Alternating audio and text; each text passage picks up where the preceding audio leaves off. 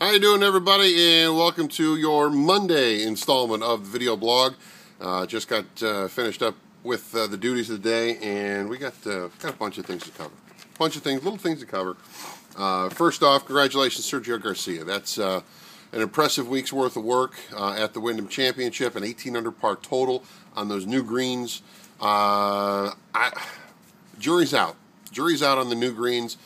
They were touted as saying that they were going to bring the scores down, and 18 under par is not that far off of what Carl Peterson did do it a couple years ago before they changed the greens. However, the greens are new, they're very soft, they're very spongy, and they're only in their 10, 11 weeks now. Let me look at those greens a year from now, and if they can go a week without any heavy, substantial rain, you're going to see that 18 under par total drop, because I don't think that those greens will be nearly as receptive next year. So, I mean, still, wonderful tournament. Nice job, guys. Hats off, Mark Brazel and your staff. That's great stuff. Nice win for Sergio, too, because first win in American soil, or first win, I should say, on the PGA Tour since 2008. He won a couple tournaments last year, or 2010. I forget what it was, over in Europe. And that's fine. That's all well and good. But that's the PGA Tour. He finally gets one of those wins that he'd been lacking for so long. That's 4 years. It's a long way. It's a long time. Does that get him on the Ryder Cup? We'll have to see. He's all but on that team now, I would think. Going into this week, there was a lot of talk that Jose Maria Lozano was going to use a captain's pick on him. We'll have to see now if Sergio's done enough when they tally everything up. But he's in the FedEx Cup playoffs now with just huge jump in the top 40 now in that after winning this week. So that's Sergio's starting to come around. Will he be a factor at Medina? We'll have to see. Staying on the golf theme, Augusta National announcing Monday that Condoleezza Rice, one of two female members of the club, first two female members to be inducted, or not inducted, I should say, but admitted. Because Augusta had the policy of no female membership. Now, first off, congratulations to the two ladies for being, chosen. I'm not anti-Augusta. I love the golf course. I saw it for the first time this past spring when I went down there to the Masters with Tim Bear to cover it. And, I'm blown away by the place. It was everything that I thought it would be, and more, quite honestly. I don't care. I don't care that they didn't have female members. It doesn't affect me personally. It does bother me that they've gone 80 years of the club's existence and not had a woman member. Because to me, there's, all right, 40 years ago, 50 years ago, I get it. We've advanced as a society, and it just seems like this is, we're making. I think there's a lot made of it, a lot more made of it than really needed to be, in my opinion. And I'm not saying that Augusta was right. I think Augusta was wrong to not have female membership, but it's their club. I'm never going to be a member there. I'm never going to have the kind of coin it takes to be a member there. So that's fine. That's one place that I hope to one day slip on a pair of golf shoes and go play 18 holes and have the memory of a lifetime. And and that's the extent of my Augusta experience, other than working the Masters, which I hope to do next April rather. To me, I think it's more of a telling statement that that there are a lot of folks out there trumpeting these two pioneers, I guess, in the Augusta membership, when in reality it's Augusta. Augusta doesn't deserve a slap on the back for this. They really don't. This is a long time in coming. And I don't. To me, it would have been more telling if Augusta hadn't announced anything.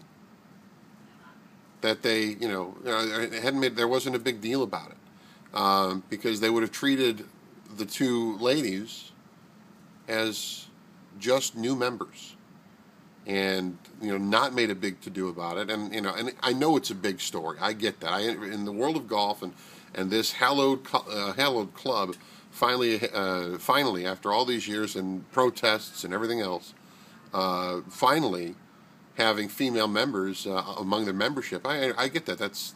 There is a sense of groundbreaking to that. And I'm not trying to devalue the story in any way, shape, or form, but I just caution everybody. Let's not applaud Augusta for doing what they've done, doing something that they should have done years ago, in my opinion. I mean, this never should have been an issue.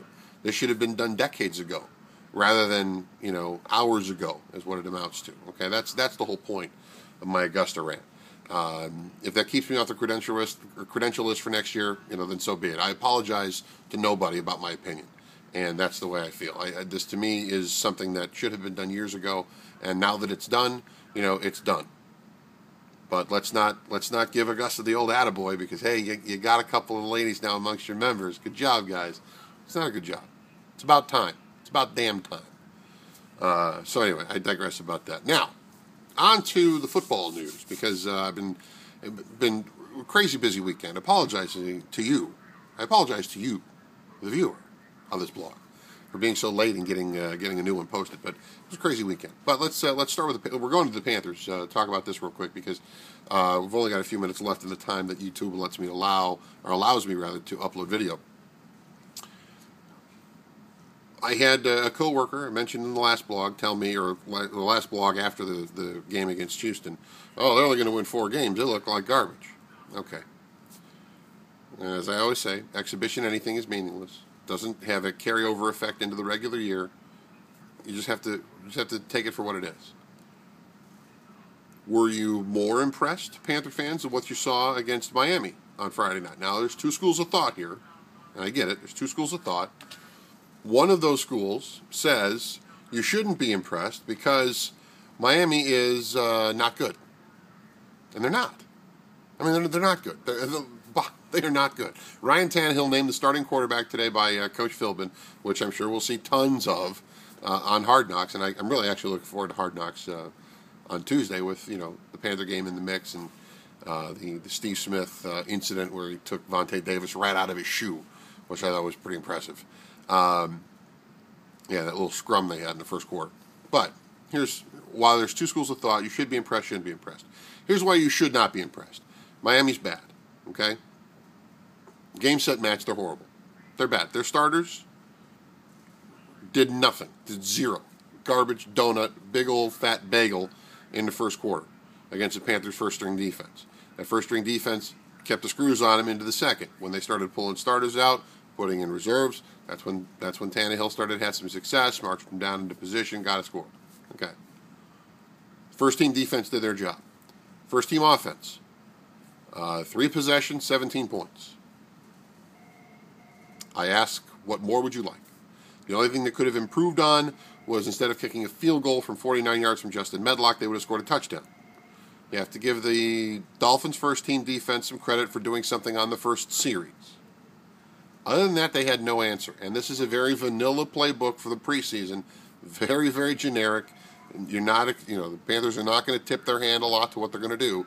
What the Panthers did, here's why you should be impressed by it. Because they took a bad football team like Miami and they beat their brains in. Period. Plain and simple. They beat their brains in. Offense for Miami couldn't do anything until they started subbing in, the depth guys, the second and third teamers. The defense for Miami had no answer for the Panther offense once they got rolling, so that's why you should be impressed. I liked what I saw. I'm still not ready to declare the Panthers Super Bowl champions just yet, but big telling sign will be on Sunday night when they play the New York Jets national TV. And for those of you that are watching the blog that are not Carolina folks, I know you're out there. I see. I know you're out there. Hey, check them out. They're going to be on NBC across the country. It's going to be a fun team to watch. I believe the Panthers will be a fun team to watch. I've maintained that since day one. The addition of Cam Newton last year was huge. It was monumental for this football team and this overall program, and get them going in the direction they want to go in. And now that they are on that path, to me, it's just a matter of how quickly they mature as a team, how quickly they grow up. And it's not like they're an immature team.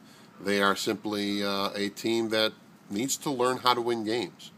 And they took a nice step in that, top to bottom, 1s through 3s and 4s in the depth chart, by getting that victory that, it doesn't mean anything, maintain it. But as a team, when you start showing signs of making those steps and closing games out, you're learning. And that's what you can take away from the preseason. You can't, the wins don't transfer.